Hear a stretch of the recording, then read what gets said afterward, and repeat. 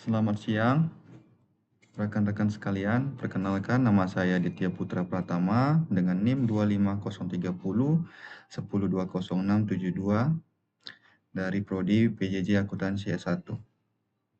Pada kesempatan ini, saya akan mempresentasikan proposal penelitian yang berjudul Pengaruh Pengungkapan ESG dan PSAK 73 terhadap nilai perusahaan dengan kinerja keuangan ROA sebagai variabel intervening pada perusahaan manufaktur di Bursa Efek Indonesia. Penelitian ini bertujuan untuk mengetahui bagaimanakah pengungkapan ESG dan penerapan PSAK 73 memengaruhi nilai perusahaan, baik secara langsung maupun melalui kinerja keuangan yang diukur menggunakan Return on Asset atau ROA. Oke. Latar belakang penelitian. Ini didasarkan pada 3 hal utama. Yang pertama, meningkatnya tuntutan keberlanjutan atau ESG. Saat ini, investor tidak hanya menilai perusahaan dari sisi laba saja, tetapi juga dari tanggung jawab lingkungan, sosial, dan tata kelola perusahaan. Yang kedua, penerapan PSAK 73 yang mengubah perlakuan akuntansi atau transaksi sewa.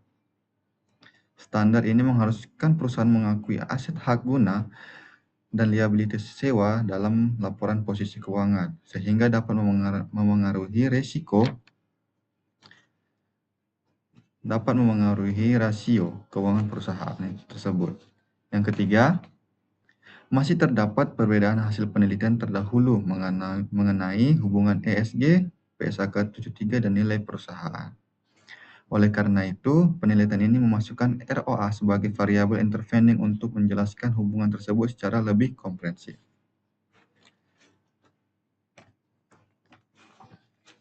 Kemudian, di bagian landasan teori utama, penelitian ini menggunakan 2 teori utama. Yang pertama adalah stakeholder theory.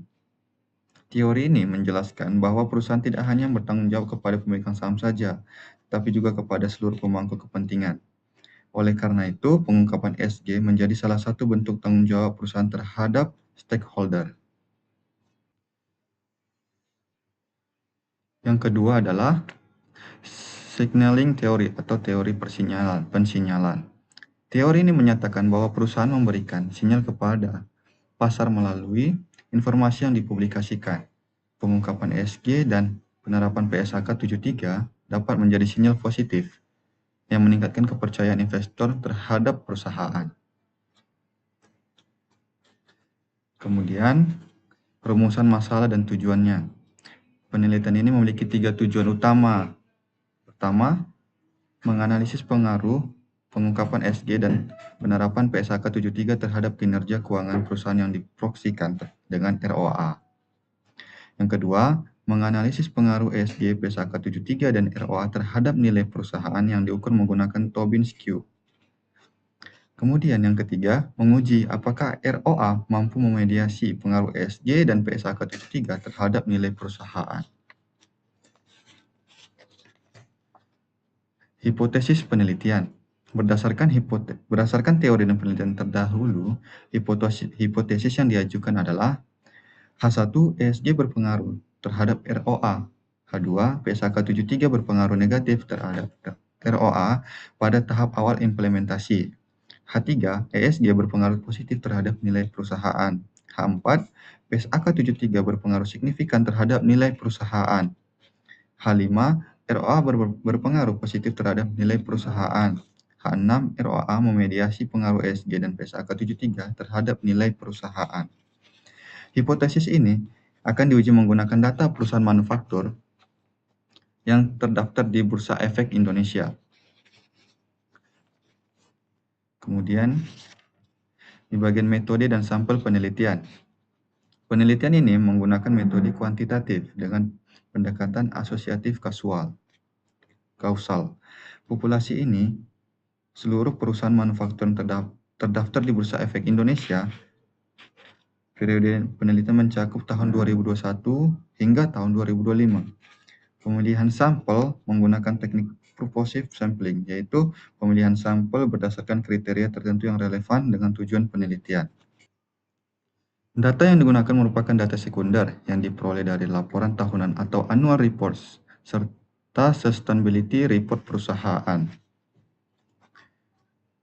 Oke, lanjut ke definisi operasional variabel.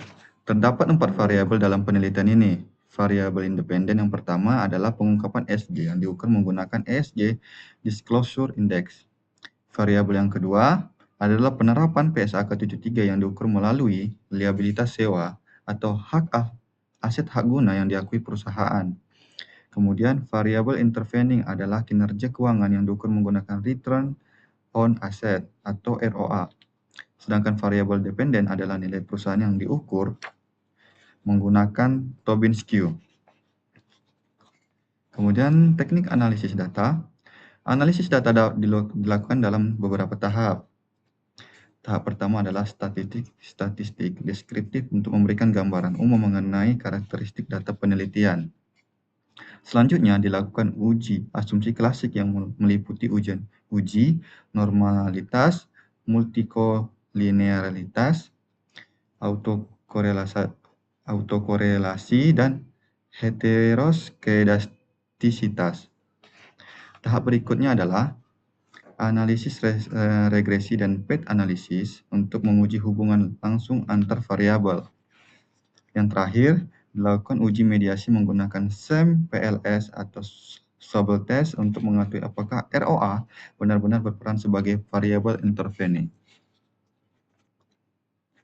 Kemudian, manfaat dari penelitian ini adalah diharapkan memberikan manfaat baik secara teoritis maupun praktis. Secara teoritis, penelitian ini dapat memperkaya literatur mengenai sustainability, accounting, dan akuntansi keuangan.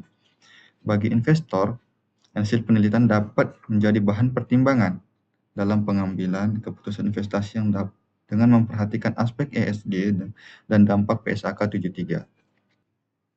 Bagi manajemen perusahaan, penelitian ini dapat menjadi masukan dalam meningkatkan transparansi informasi perusahaan dan pengelolaan kinerja keuangan perusahaan. Oke, demikian presentasi proposal penelitian yang dapat saya sampaikan. Saya berharap penelitian dapat memberikan kontribusi bagi pengembangan ilmu akuntansi dan praktik bisnis yang berkelanjutan. Terima kasih atas perhatiannya. Dari rekan-rekan sekalian, selamat siang.